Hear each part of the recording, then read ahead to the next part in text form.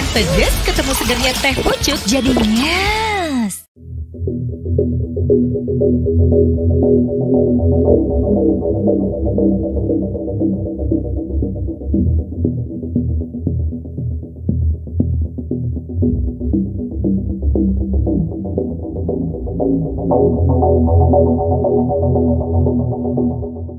Orang yang pada saat itu melakukan penganiayaan dan perlawanan terhadap petugas di Jalan Patimura, ya, itu terjadi pada pukul kurang lebih 10.30 pagi hari.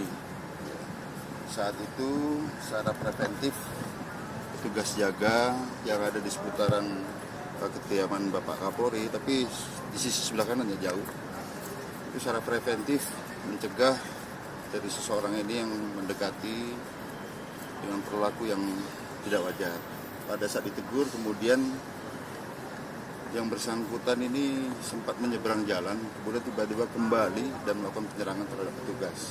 Dan akhirnya bisa diamankan oleh kedua petugas.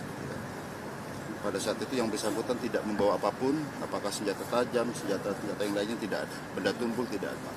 Ya, jadi langsung diamankan. Dan saat ini yang bersangkutan sedang dalam observasi psikologis di Rumah Sakit Kramat Jati.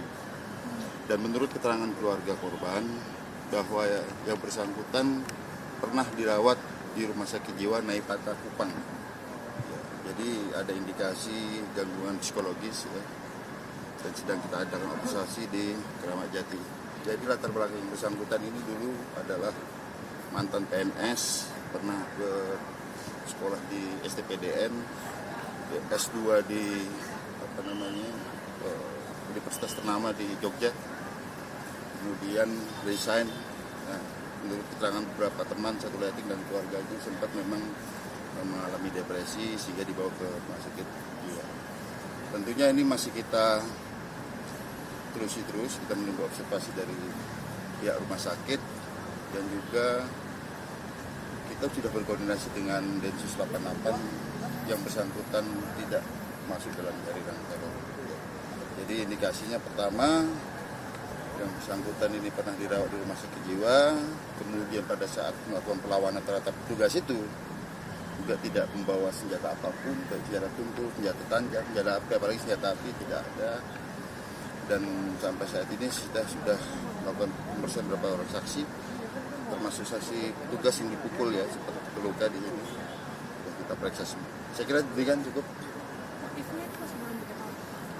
Ya, tentu saja kita harus periksa kejiwaannya dulu. Apakah yang bersangkutan ini menginsafi perbuatannya itu salah atau benar. Artinya dia mampu mempertanggungjawabkan perbuatannya. Apakah dia sadar bahwa perbuatannya itu melanggar aturan. Nah, oleh karenanya harus kita periksa secara psikologis. Pak, ya. izin itu dia sempat ke rumah Pak Prabowo, Pak, yang ada sempat ke arah rumah Pak Prabowo. Kemudian diusir, ya, kemudian ke arah. Ya, itu motifnya lagi kita dalami. Tidak bisa kita jawab sekarang. Ya. Sekali lagi, kita sedang observasi secara psikologis apakah yang bersangkutan ini mampu mempertanggungjawabkan perbuatannya, apakah menginsafi perbuatannya salah atau benar. Nah, baru kita bisa tidak lanjut, ya, apakah diperiksa di proses hukum atau tidak. Pak, tapi yang bersangkutan ini ke Jakarta atas kemampuan keluarga apa emang masih kita dalami? Ya. Masih kita dalami.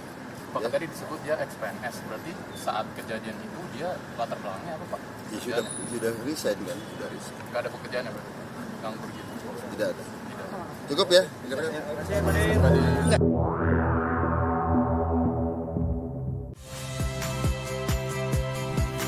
Saya Harjuno Pramendito. Saksikan program-program Kompas TV melalui siaran digital, pay TV, dan media streaming lainnya. Kompas TV, independen, terpercaya.